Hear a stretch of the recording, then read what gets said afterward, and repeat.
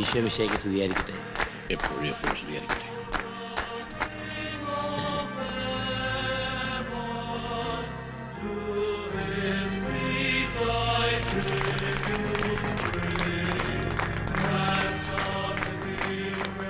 ഈ ജീവിതത്തിൽ പരിശുദ്ധാത്മാവിന്റെ 7 ദാനങ്ങളും സ്വീകരിച്ച് പരിപാലിച്ചതിനുള്ള ചിഹ്നം നാം ഷെവലിയർ മാമച്ചനെ സന്തോഷപൂർവ്വം അണിയിച്ചിരിക്കുന്നു. The medal of 7 gift. എന്റെ കർത്താവേ, ഈ നരകബാബയ്ക്ക് കുത്തിത്തരാൻ വേണ്ടിയിട്ട് ഇനിയും ഓരോ പട്ടങ്ങളും ബിരുദങ്ങളും നീ കരുതി വെച്ചിരിക്കാനുള്ള ഓർക്കുമ്പം എന്റെ മേലാകെ പൂക്കുന്നു. ഇനി മാമല മാമച്ചന് ചത്താലും മരിച്ചാലും സന്തോഷമേ ഉള്ളൂ കർത്താവേ, സത്യം. മരിക്കാൻ സമയമായിട്ടില്ല ഷെവലിയർ മാമച്ചന്. ഭൂമിയിൽ വിറ്റുവച്ചവൻ തന്നെ വിളവ് കൊയ്യണം. അതാണ് ആകാശത്തിരിക്കുന്ന വലിയ വിധക്കാരൻ നമ്മെ പഠിപ്പിച്ചത്. അതെ. എന്നാ ഇനി അപ്പം വീഞ്ഞെടുത്ത് വാഴ്ത്തിയായിട്ട് തിരുമേനി. എന്നാ നമുക്ക് തുടങ്ങാം. വരട്ടെ. ഇനി ആരാ തിരുമേനി വരാനുള്ളത്? എത്തേണ്ടവൻ എത്തിയിട്ടില്ല. അതാരാണാവോ?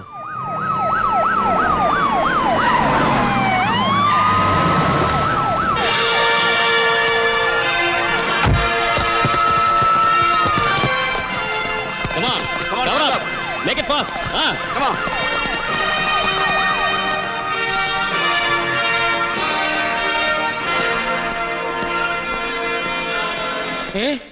തിരുമേനി, ഈ പന്നി എന്തിനാ ഇപ്പൊ ഇങ്ങോട്ട് വരുത്തിയത്? വരുത്തിയത് നാമല്ല, പിന്നെ ഏതവനാ വരുത്തിയത്? അവനോട് ഞാൻ ചോദിക്കാം. അന്തിക്രിസ്തുവിന് വേണ്ടി ഒരു കാത്തിരിപ്പേ.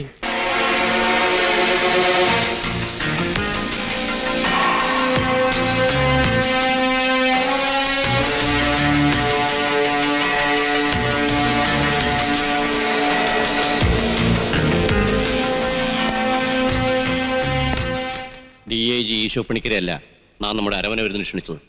ചാക്കോ പണിക്കരുടെ മകനെയാണ്. ആ മനസ്സോടെയാണ് താനിവിടെ വന്നിരിക്കുന്നതാണ് നമ്മുടെ പൂർണ്ണ വിശ്വാസം. ക്ഷമിക്കണം പിതാവേ, അങ്ങയുടെ വിശ്വാസം തെറ്റിച്ചതിന്. ഈ അരമന വിരുന്നിന്റെ നടുവിലേക്ക് ഞാൻ കയറി വന്നിരിക്കുന്നത് സ്റ്റേറ്റ് പോലീസിലെ DIG ആയിട്ട് തന്നെയാണ്.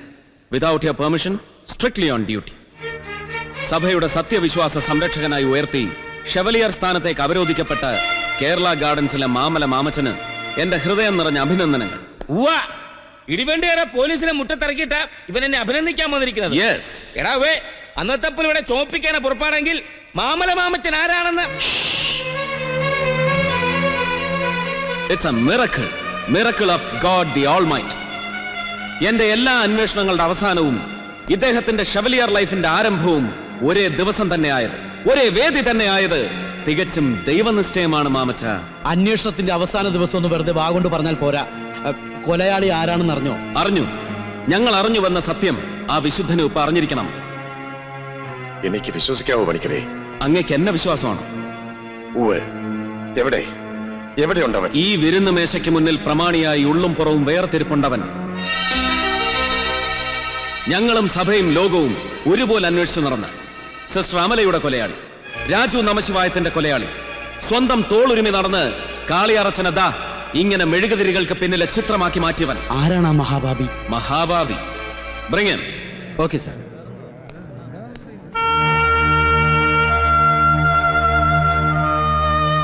വരണം സാർ.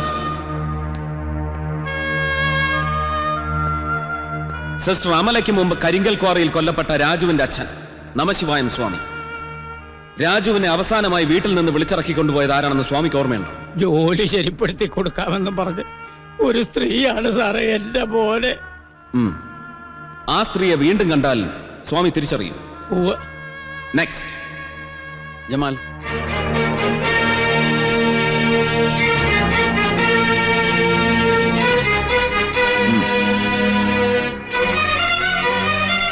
സൂക്ഷിച്ചു നോക്കണം.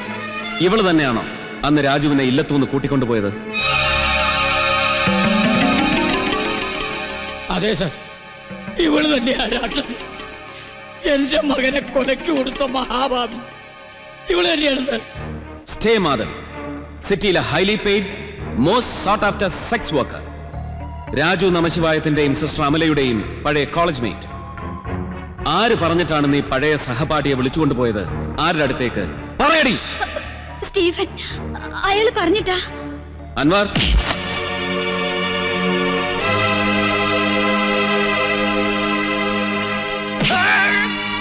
സ്റ്റീഫൻ കട്ടച്ചോരയുടെ മണവും കടാരപ്പിടിയുടെ ബലവും മാത്രം അറിയുന്നവൻ സ്നേഹിച്ചാൽ സ്വന്തം തല വെട്ടിക്കൊടുക്കും, വെറുത്താൽ വെട്ടിയെടുക്കും.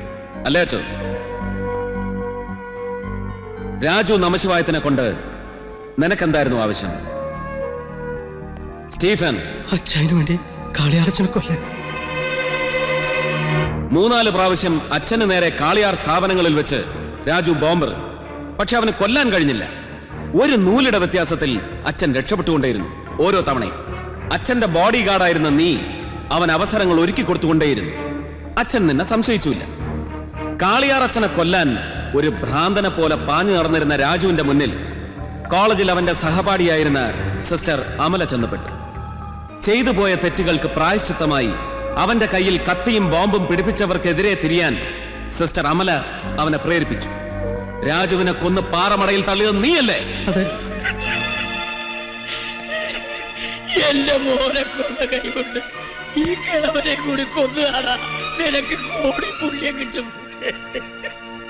പക്ഷെ ഇവനും ഇവന്റെ അച്ചായനും വൈകിപ്പോയി. തെളിവുകളൊക്കെ സിസ്റ്റർ അമലയെ രാജു ഏൽപ്പിച്ചിരുന്നു. അവരത് കോടതിയിൽ ഹാജരാക്കാൻ പോകുന്നുവെന്നറിഞ്ഞ് അന്ന് രാത്രി തന്നെ മഠത്തിൽ കയറി സിസ്റ്റർ അമലയെ കൊന്ന് കിണറ്റിൽ തള്ളി. ഇനിയുള്ള ബ്ലാങ്ക്സ് ഫില്ല് ചെയ്യേണ്ടത് നീയല്ല. കത്ത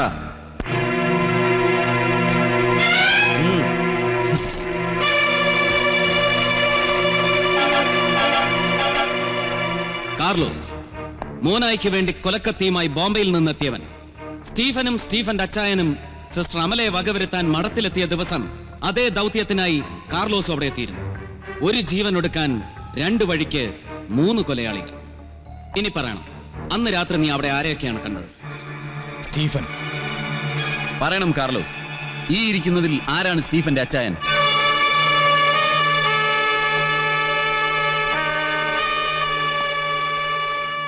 ഇവൻ പറയില്ല അൻവർ. തൂക്കുകയർ കഴുത്തിൽ മുറുകുമ്പോഴും ഇവൻ ആ പേര് പറയില്ല. അതാണ് ഇവനും സ്റ്റീഫന്റെ അച്ചായനും തമ്മിലുള്ള ഉടമ്പടി. മലയോര നസ്രാണികൾക്ക് വേണ്ടി ഏത് നരകത്തിലും കയറി ചെന്ന് 10 കൈയും കൊണ്ട് പടവെട്ടി വാളും കീർത്തിമുദ്രകളും നെഞ്ചത്ത് ചാർത്തി കിട്ടിയ പഴയ ഒരു ഏലക്കാക്കള്ളനാകാം സ്റ്റീഫന്റെ അച്ചായൻ. നിധി കാക്കും ഭൂതത്തെ പോലെ രൂപതാ ഖജനാവിന്റെ മുകളിൽ കയറി ചടഞ്ഞിരുന്ന് ചോരക്കുതിയന്മാരായ രക്തരക്ഷസുകളെ മനസ്സുകൊണ്ട് ആരാധിക്കുന്നവരുടെ കയ്യിലും ചോരക്കറ പുരണ്ടിട്ടുണ്ടാവാം. അരമനക്കോടതിയിലെ തലയാട്ടി വക്കീലിനെയും സംശയിക്കാം. തന്റെ രാഷ്ട്രീയ ശത്രുവിനെ എന്നും ഒരു വേട്ടനായുടെ വീറോടെ പിന്തുടർന്നിട്ടുള്ള വെളുത്ത് ചുവന്നു തൊടുത്ത രാഷ്ട്രീയ പുണ്യാളനുമാവാം. അന്ന് രാത്രി നീ അവിടെ ആരെയാണ് കണ്ടത്? പറയടാ.